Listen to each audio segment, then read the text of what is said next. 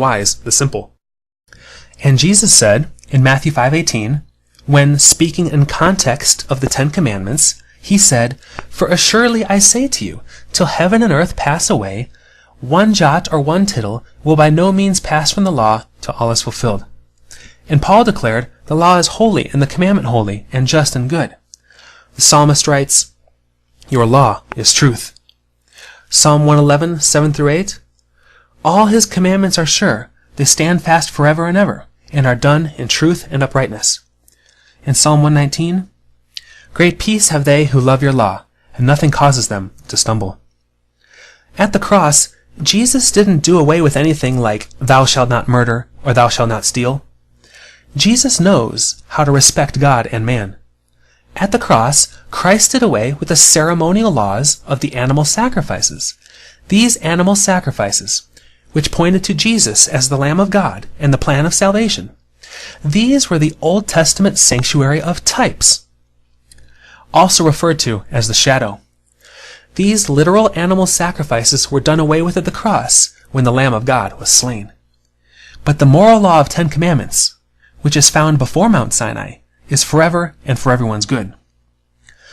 So reviewing verse 2, King Nebuchadnezzar sent to gather all the satraps, administrators, governors, counselors, treasurers, judges, magistrates, officials. These were all the rulers of the land, all the politicians and governors. Notice here on the plain of Dura that the political leaders of the realm were enticed and involved in this religion. Remember, Babylon here is a microcosm of our world. Just about all the world leaders were involved in this universal religion.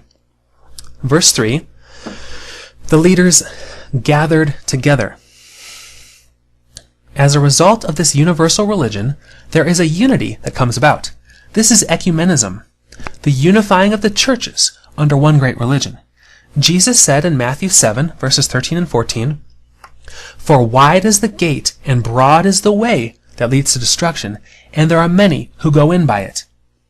Because narrow is the gate and difficult is the way which leads to life, and there are few who find it." Jesus made it plainly clear, and again supported here symbolically in Daniel 3, that the majority is the cult. Verse 4, the decree goes forth, "It is commanded." This religion has now become state-enforced, the combination of church and state. Notice here in Daniel 3 that we've got all the leaders and people coming together and gathered to honor this universal religion at the state's authority, all in disobedience to God. This whole thing is a microcosm of the New World Order. Also of note, pun intended, is the verse 5 in which horn, flute, harp, lyre, psaltery, all kinds of instruments, music, lots and lots of music, all kinds of music were being used to influence the people. Here in Daniel, all kinds of music were used to make people feel good about doing bad. This religion and decree of Nebuchadnezzar's even had the air of celebration while commandment breaking. Remember the Israelites left Egypt by faith and were heading to the Promised Land? When they got to Mount Sinai, they formally received the law of 10 Commandments. There, two parties formed. The minority, the remnant, the Levites, kept the law. They accepted it. And the others, the majority, rejected it. They threw a party and made an idol. Notice here in Daniel how a similar thing is unfolding. Entertainment was such a huge part of Nebuchadnezzar's religion, in particular using all forms of music to appease and draw in the crowd. Isn't this a problem today with modern and nominal Christianity? Isn't today's Christianity, or worldly Christianity, so full of entertainment and some of it heavily based on emotion and feeling? A religion of more emotions and less doctrine? A foundation of more feeling and less truth? Jesus said, "Build the house on the rock," not the up and down roller coaster ride of emotionalism. This seduction strategy through music is occurring today, in both the secular world and in the church world. Nebuchadnezzar, here in Daniel 3, a representative of the devil, was using music to help people feel good about bowing down to false religion, helping them feel better and woo them about defying God and breaking the Lord's commandments. And in verse 6, Nebuchadnezzar's decree said, "Whoever does not fall down and worship shall be cast immediately into the midst of a burning fiery furnace." If you don't go along with the crowd, a death penalty gets enforced. This is persecution, a penalty for not obeying the religion. This penalty included death. Let's pause for a moment and consider God's beautiful creation. Do you like flowers, mountains, or nature? There are a couple of nature videos with mature Christian music called Back to Nature Flowers and Back to Nature Mountains. These videos are good for relaxing, healing, and inspiration. If you'd like a break during your day, or if you can't get away, or you'd like a breath of fresh air, check out the series Back to Nature Flowers or Back to Nature Mountains. God bless you as we explore God's beautiful creation. And now, back to Daniel.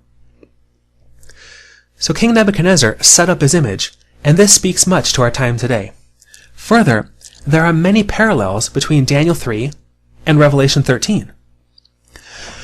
Revelation 13's two beasts, in particular the second beast, the earth beast, verses 11 and onwards, they parallel what we saw in Daniel. You can review Revelation 13 in the video Prophecy Part 4, USA in Bible Prophecy, which also covers the mark of the beast. So let's look at many parallels between Revelation 13 and Daniel 3. First, in Revelation 13, we had a beast, which represents a powerful nation. In Daniel 3, we also had a powerful nation, Babylon.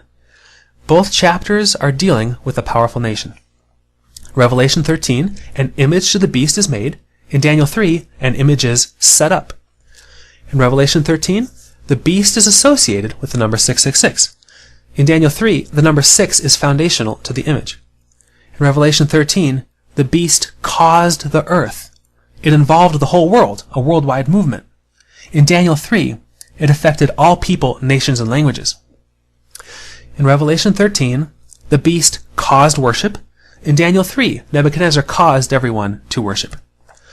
And in both, everyone who didn't comply with the forced worship was threatened with a penalty. These two chapters help show an attack on worship. Worship is the issue at stake. Jesus defined proper worship in John chapter 4, verses 23 and 24.